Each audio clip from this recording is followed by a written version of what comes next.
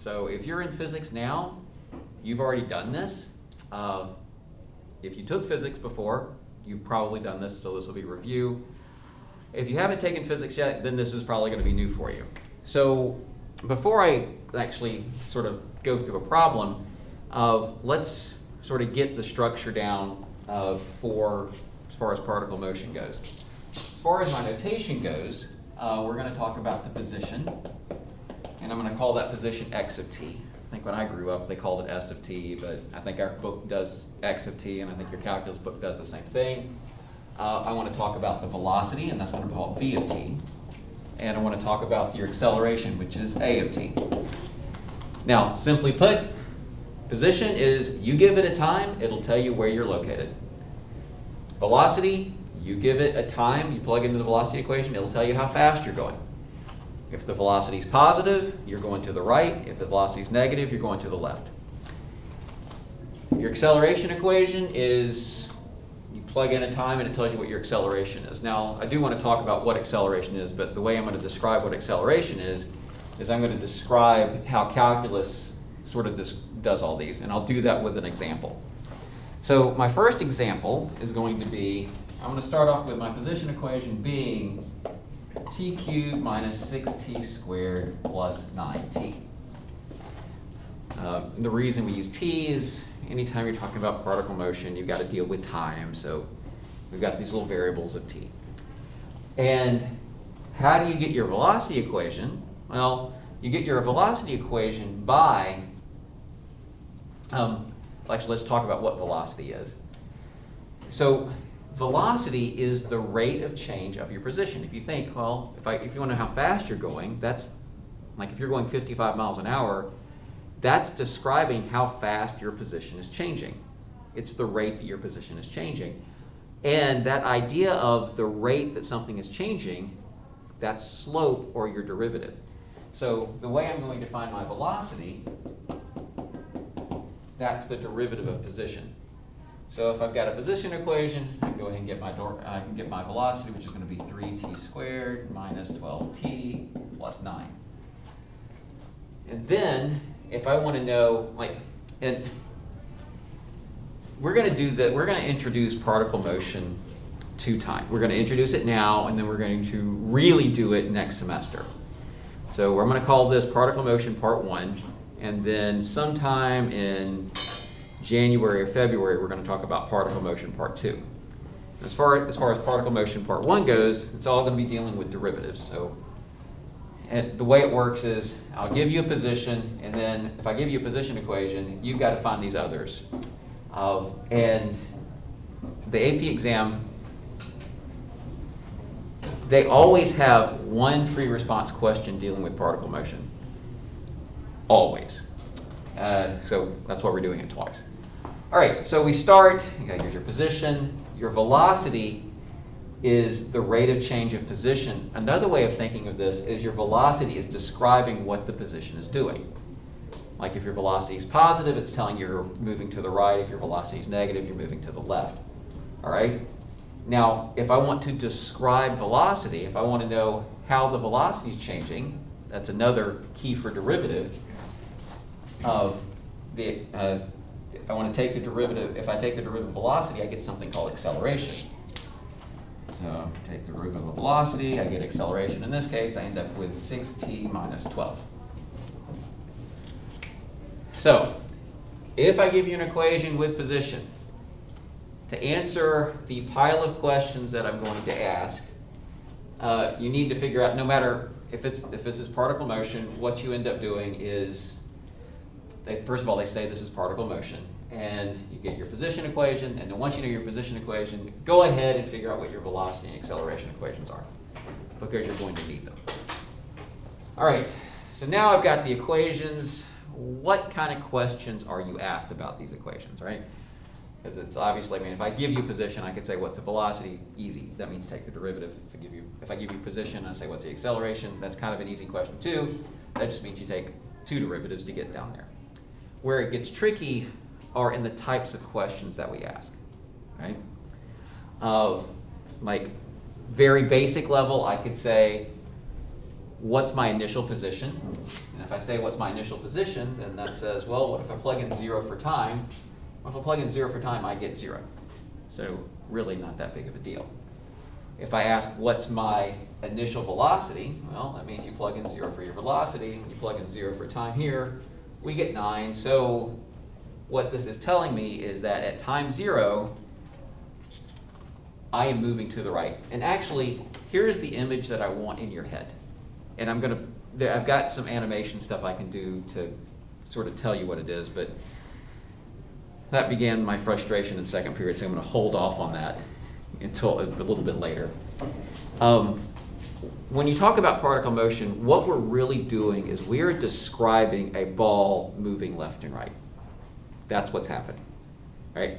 So when you see, like, when I give you anything dealing with, particle motion, everything I'm giving you is describing this little ball moving left and right. And you're having to, and there's things that are going to happen. Like if the ball moves to the right, well, moves to right a little bit, then it turns around and moves to the left, and it moves to the right, right? Which is what this one does. It starts at 0, it goes to the right a little bit, goes back to the left, and then goes back to the right, and just sort of keeps going. All right? So, if I say what's my initial position, plug in 0, what's my initial velocity, and these are just what's my initial, I could say what's my initial acceleration, and of course we plug in 0 into this thing, and I find out that a of 0 is equal to negative 12, and I think I've inhaled a piece of dust. Okay. All right. So, here's our equations. Here's some really basic questions I could ask. Obviously not calculus level. But what I really want to do is I want to know, how does this velocity and the acceleration equations, what more information can I have to help me figure out what this ball is doing as it's moving left and right? And my summary for this is I want to create a chart. And we're going to learn about this later, but as we learn about it later, I want to talk about one of the first questions that we, sort of the intro question is, when does this thing turn around? Well, if the ball starts here and it moves to the right, and then it moves back to the left and moves to the right, the first question I think we should deal with is, when does it change direction? And we have to think, well, what has to happen for it to change direction? And think if you're driving, or even if you're walking to the right, something has to happen before you can walk back to the left. And that something that has to happen is your velocity has to be 0. Does that kind of make sense?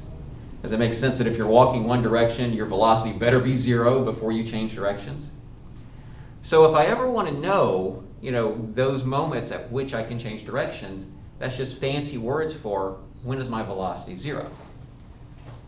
Well, let's see, when is my velocity 0? Well, I set that equal to 0.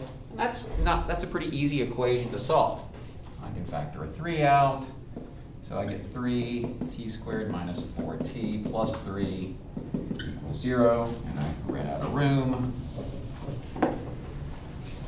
So I end up with 3. It's going to give me t minus 1.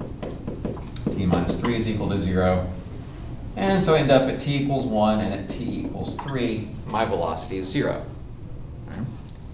So I've got my velocity is 0. Now, how can I use that information to help me describe what my little ball is doing?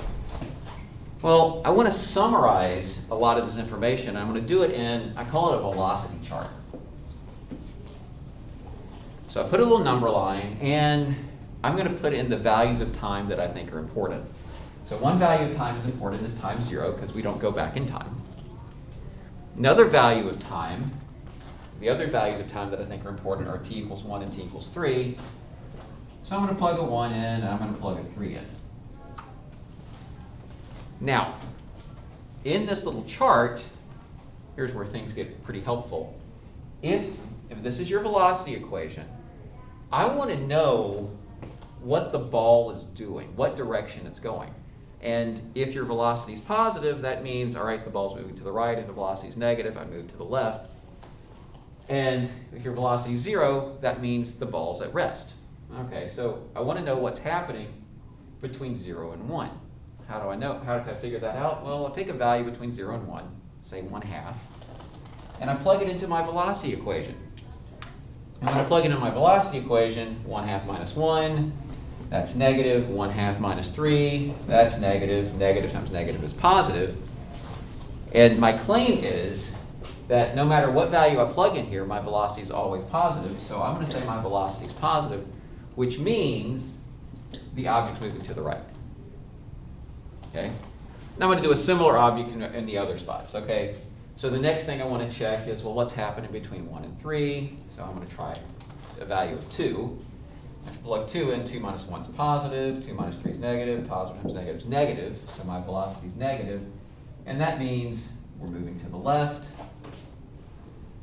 And then if I pick a value bigger than 3, right, then that's everybody's positive, so my velocity is positive. And so now what I have, I remember at the beginning I told you the ball is moving right, then left, then right. This is sort of confirming, oh, we're going, we moved right, then we moved left, and then we moved right. Now, and that's kind of all the information that the velocity equation can give us. Because pretty much all a velocity can really do is it can tell us what our position's doing. Right? If our velocity is positive, that means our position's moving to the right. If our velocity is negative, it means we're moving to the left. Yay. It gets a little more interesting when we throw in the acceleration. Right? So I go back and I'm going to write down my acceleration equation, which I had to erase so I had room to write. And so here's my acceleration, which was the derivative of this, and so we end up with 6t minus 12. And what I want to do in this case is I actually want to create kind of an acceleration chart. Right? So if I create an acceleration chart, well, first I want to find out where my acceleration equals 0. And so that's going to happen at t equals 2. And so here's my acceleration chart. Here's 0. Here's 2. And if I pick a value between 0 and 2, say 1, well, 6 minus 12 is negative. My acceleration is negative here, and if I pick a value bigger than 2, my acceleration is positive. And so what does that tell us? Well, if the velocity is positive, it's telling me this thing above is moving to the right. Or this thing above is increasing. If the velocity is negative, it's telling me, if I have my position, the plus here means the position is moving to the right. The minus here means the position is moving to the left. The plus here means the position is moving to the right. A minus in the acceleration is telling me my velocity is getting smaller. Right?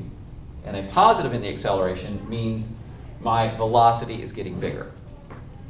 So what's the real important thing about this chart is that whatever this does, if this is positive or negative, it's actually describing what the thing above is doing.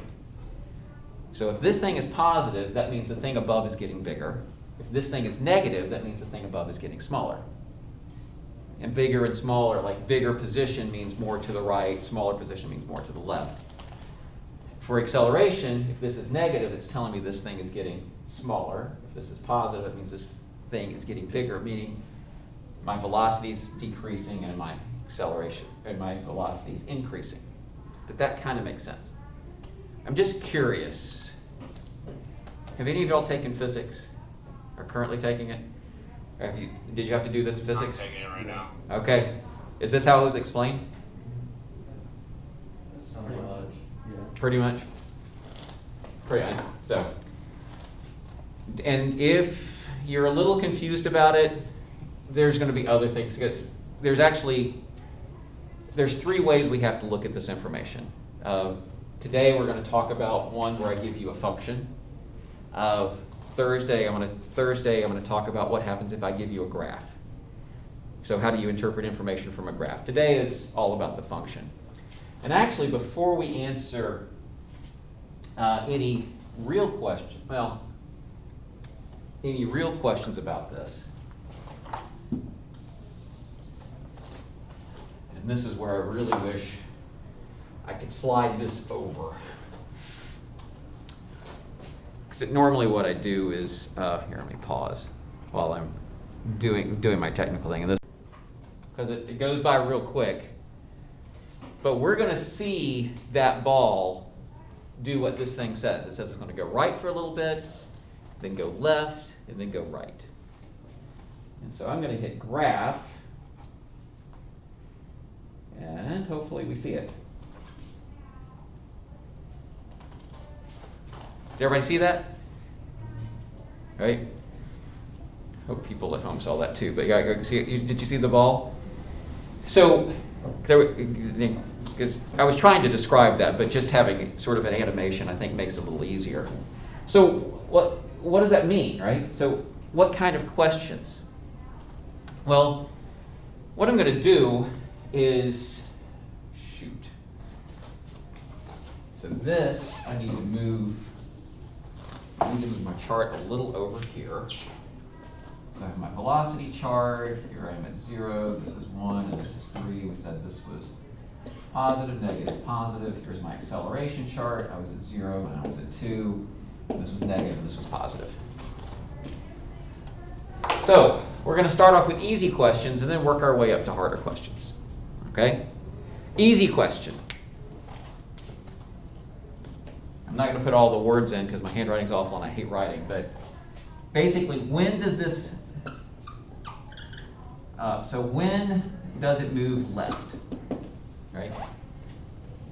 So when's it going left?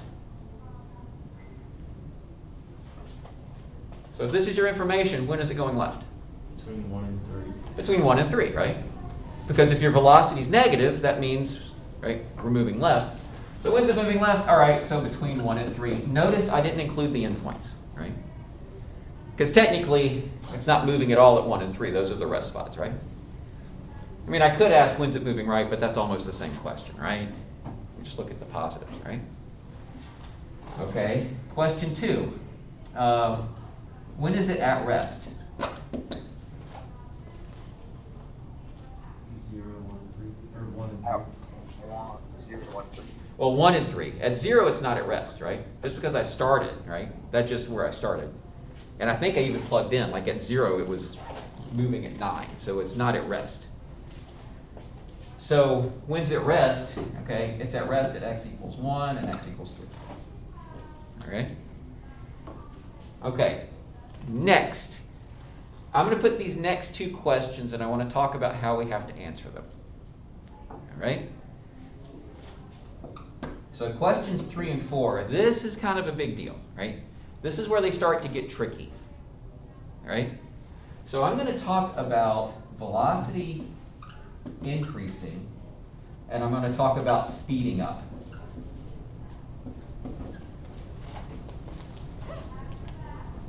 Right? So if I had to summarize, if I had to summarize kind of like one big tricky idea today, I want to talk about the difference between my velocity is increasing and I want to talk about speeding up. Right? These are not the same question. All right? I want to make sure everybody understands that if I say I want my velocity increasing and I ask when is it speeding up, those are 2 different things. So how do you answer it, right? If I ask, like, I know if I were sitting in class and someone talked about velocity increasing and they said speeding up, my first instinct would say, hey, those are the same thing. But they're not, right? So what are they? Well, if I ever ask for velocity increasing, notice this is saying describe velocity. Right? Does everybody see this is saying describe velocity? So if you can recognize this as describing velocity, the only thing that describes velocity is acceleration. Right? Like velocity describes your position, right? Acceleration describes velocity, right? Whatever this is, it describes the level above it. And when I talk about levels, I have like, we start here, we take the first derivative, we take the second derivative. So in general, the derivative describes the level right above it. So if I want to know when is the velocity increasing, I care about when the acceleration is positive. So in this case, my acceleration is positive from 2 to infinity. All right? That's the easy one. All right? This speeding up, that's different. Right?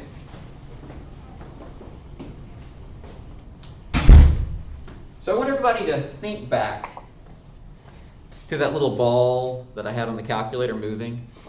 And I want to think about what does it mean to speed up, right? So here's the ball. It walks. Okay, I have to, when we first looked at it, it's like, okay, I move to the right, I turn around, I move to the left, I turn around, and I just keep going to the right. That's what the ball did, right? So if I'm just looking at it through position, like through the eyes of position, I'm moving right, left, and right. But let's look through the eyes of my velocity, of how fast I'm going. See, if I go through it with like speed, you know what? I don't just instantly stop, do I? If you think about you're walking to the spot where you're turning around, does it make sense that you have to slow down to get to 0? Does that part make sense? And then when you turn around, it's not like you're going at instant speed. Does it make sense that you have to speed up a little bit? And then at some point we've got to slow down to make our turn? And then when we make our turn, we start speeding up and we keep speeding up, right?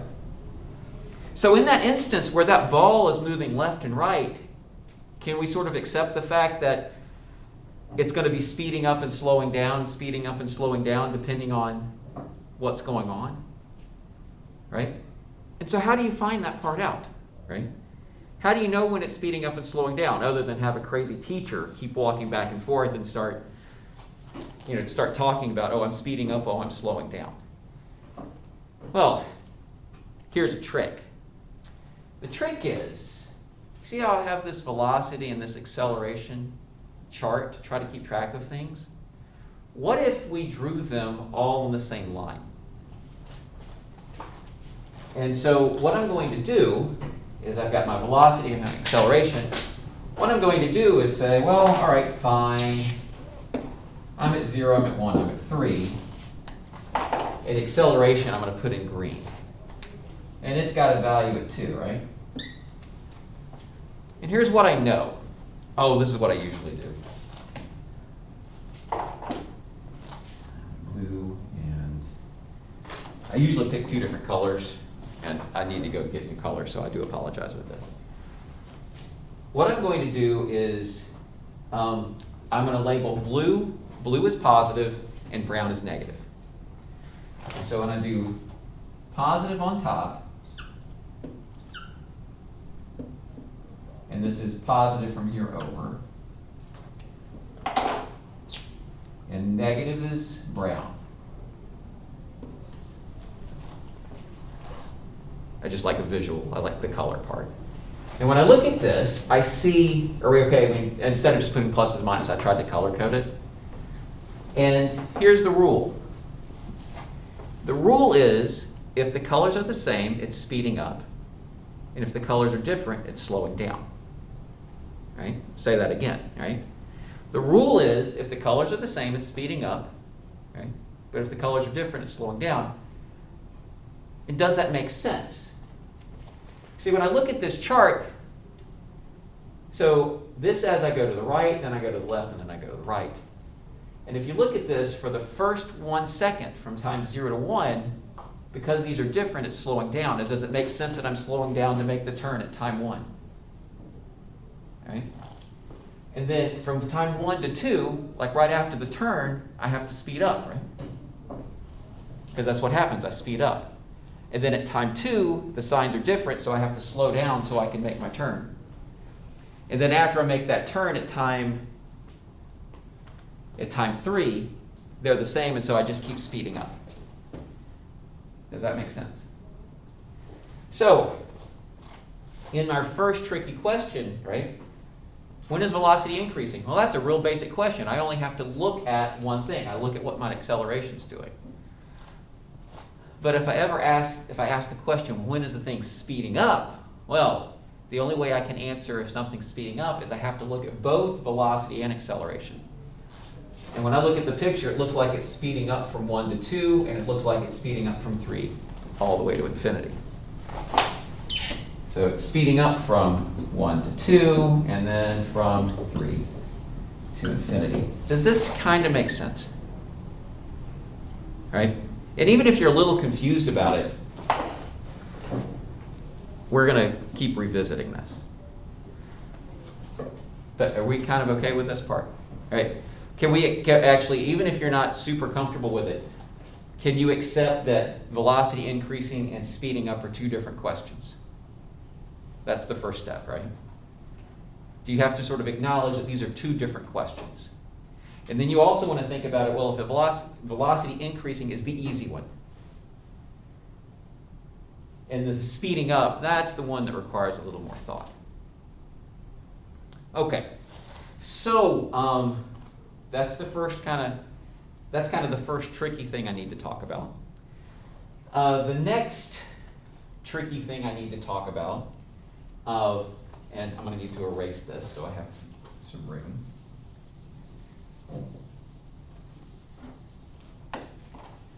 I want to talk about displacement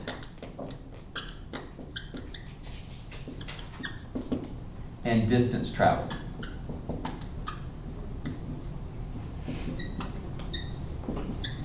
Okay. Two similar ideas, but you can have different answers. Right? So displacement and distance traveled. Okay. And in kind of the same vein, displacement, that's an easier question than distance traveled. Right?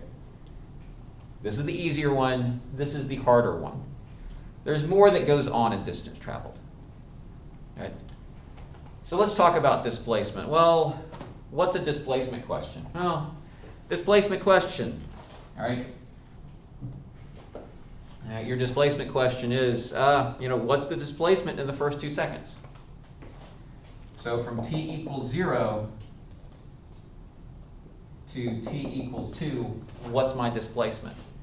Well, how do you figure out displacement? Well, what you want to do is you find out, all right, where did I start? Where did I end up? How far away are those two things? That's what displacement is. How do you find out where you started? Well, that's easy. Let's plug in 0, and when I plug in 0 to this, I get 0. I'm going to plug in, what happened at 2 seconds. So I end up with 8, let's see, 18, that gives me 24, negative 24. So 26 minus 24, this gives me 2. So if this asks, what's my displacement? Well, at time 0, we started at 0. At time 2, we were at position 2, and so what's my displacement? How far am I from where I started? 2 units, right? Does that make sense? I'm 2 units away. Yay, right? But here's the problem. If I ask, what's my total distance traveled?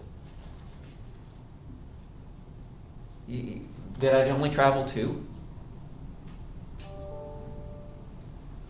Right? And you think, well, some of you might think, well, yeah, of course you only traveled 2. Didn't you you told me where you started, you told me where you ended, and you ended 2 spots away from where you started. Okay. But did you get lost?